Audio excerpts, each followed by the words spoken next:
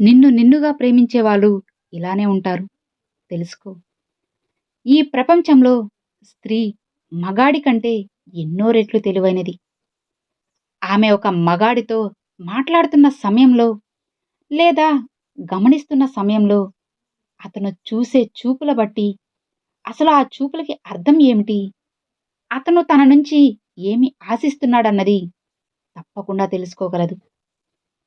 గుర్తుంచుకోండి. బ్రతిమిలాడితే దక్కకూడదు ప్రేమ అనేది. భిక్ష అడుక్కోకూడదు అభిమానం. అడిగి పొందకూడదు బాధ్యత. అర్థమయ్యేలా నాతో చెప్పకూడదు నీ భావాలు. మిమ్మల్ని బలవంతులుగా చేసే ప్రతి ఆశయాన్ని కూడా మీరు ధైర్యంగా స్వీకరించండి. బలహీనపరిచే ప్రతి ఆలోచనను కూడా తిరస్కరించండి.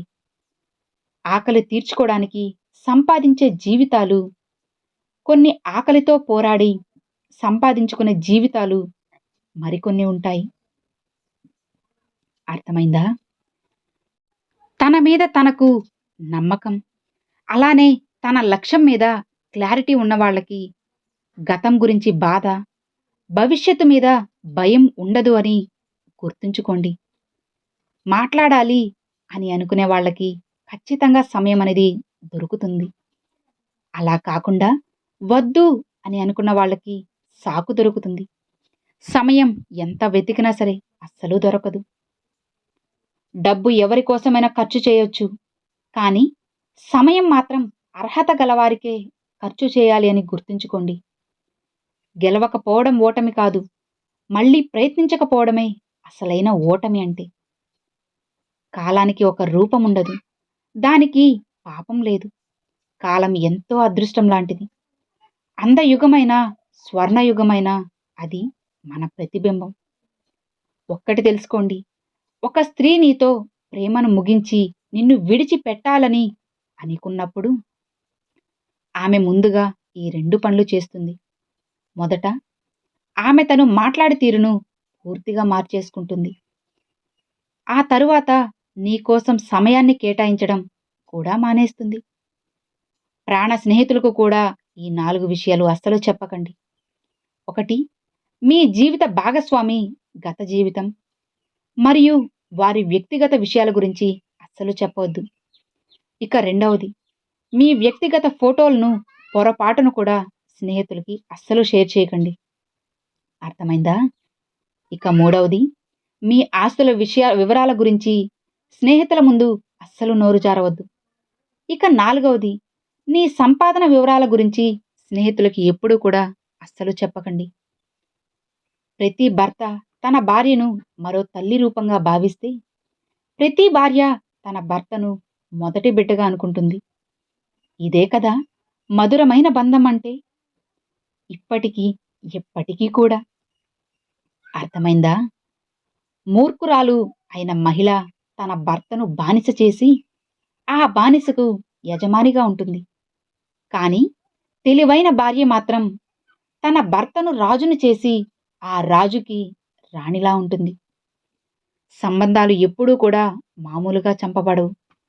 అవి ఒకరి నిర్లక్ష్యం, ప్రవర్తన, అహంకారపూరిత వైఖరణ వల్ల మాత్రమే చంపబడతాయి అని మనం తెలుసుకోవాలి. జాగ్రత్తగా గుర్తుంచుకోండి. ఒక వ్యక్తి గుణగణాలు పరీక్షించాలి అంటే అతనికి అధికారం ఇచ్చి చూడాలి. అందరూ మనవాళ్లే అని అనుకోదు, తప్పులేదు. కానీ అందరూ మనలాంటి మనస్తత్వం కలవారని అనుకుంటే మాత్రం తప్పకుండా అది నీ పొరపాటే అవుతుంది. ఈ 3 రకాల స్త్రీలతో ఉండే పురుషులు పూర్తిగా నాశనమైపోతారు. అందులో మొదటి వాళ్ళు, దుష్ట స్త్రీ తన స్వార్థం కోసం దేనికైనా సరే సిద్ధపడుతుంది. ఎంతకైనా సరే తెగిస్తుంది. ఇతరులను అవమానించడానికి, హాని చేయడానికి కూడా వెనకాడదు.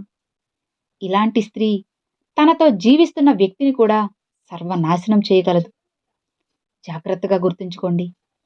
ఇక 2వది, ఒకరికంటే ఎక్కువ మంది పురుషులతో సంబంధం గల స్త్రీ చాలా ప్రమాదకరం. ఇక 3, మంచి మర్యాద లేని స్త్రీ మనం ఎంత దూరంగా ఉంటే అంత మంచిది. నీకు నచ్చినట్లు మాట్లాడే వారిని ఎప్పుడూ నమ్మకు. ఎందుకంటే నటించేవారే నచ్చినట్లు మాట్లాడుతారని నువ్వు గుర్తుంచుకో. ఒక నిజమైన మగవాడికి ఒక మంచి ప్రవర్తన గల స్త్రీ ఎప్పటికీ కూడా ఎంతో అందంగా కనిపిస్తుంది. అర్థమైందా? మిమ్మల్ని నిజంగా ప్రేమించే వాళ్ళు ఎలా ఉంటారు అంటే, మీకు సంబంధించిన ప్రతి చిన్న విషయం కూడా పెద్దదిగా తీసుకుంటారు. సీరియస్‌గా ఆలోచిస్తారు. తనకి సంబంధించిన ప్రతి విషయం కూడా మీతోనే పంచుకుంటారు. ప్రతి విషయానికి అలుగుతూ ఉంటారు.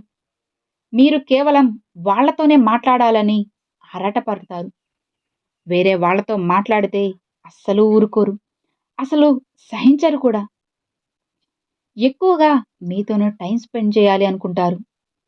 ఎక్కువగా మీపై డౌట్ కూడా పడుతూ ఉంటారు.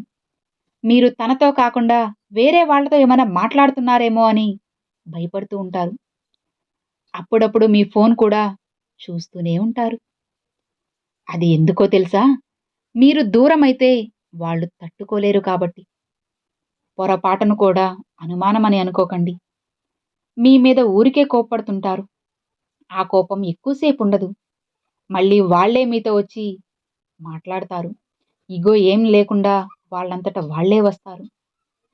పదే పదే మళ్ళీ మీకు సారీ చెప్తూనే ఉంటారు.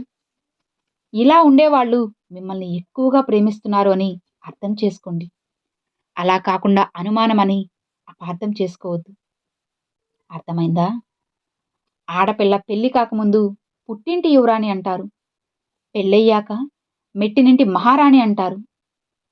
కానీ ఏ ఆడపిల్ల అయినా సరే కన్నవాళ్ళు ఉన్నంత వరకే. ఏ యువరాణి స్థానమైనా పెళ్ళైన తర్వాత మెట్టినింటి భర్త భార్యకి ఇచ్చే గౌరవాన్ని బట్టి మెట్టినింటి మహారాణి స్థానమైనా తనకు దక్కేది. ఇంకా ఏదైనా సరే. అర్థమైంది కదా? ఎప్పుడు కూడా మీరు ఒకరిని అస్సలు అపార్థం చేసుకోకండి. ఒకరిని ఎప్పుడూ కూడా నిందించకండి.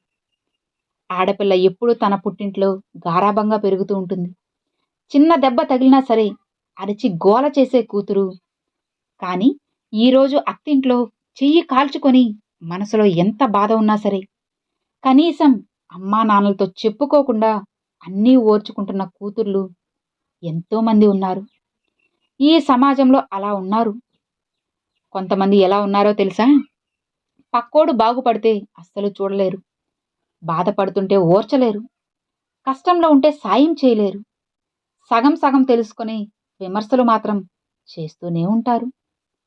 అలాంటి సమాజంలో మనం ఇప్పుడు బ్రతుకుతున్నాం. ఇప్పుడు మన చుట్టూ ఉన్నది కూడా అలాంటి వాళ్ళే. అర్థమైంది కదా? ఎప్పుడు కూడా ఒక్కటి గుర్తుంచుకోండి. కష్టంలో ఉన్నవారికి సాయం చేయకపోయినా పర్వాలేదు కానీ మాటలతో కృంగి కృశించేలా చేయకండి.